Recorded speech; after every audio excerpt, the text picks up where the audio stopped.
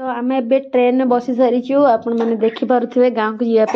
जावाई मन बहुत एक्साइटेड अच्छी कारण मो भौणी बाहागर बहुत दिन ठू गाँव को जीवा है तो गाँव को ट्रेन आम बसिक जो पहुँच सारू सैनिक निवास छड़ा हावड़ा स्टेशन अच्छी जो मैंने सैनिक थे जानी थे भल भाव तो सेठी आम रही कि समय कारण आम 11:10 आम ट्रेन थिला तो पुओ बहुत एंजॉय कर आम सब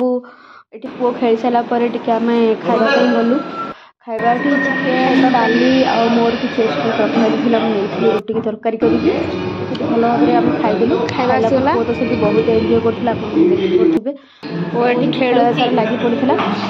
वो खेल सारा पर आम तक आम रूम को नहीं पलि आसलु खुआ भी करदेलु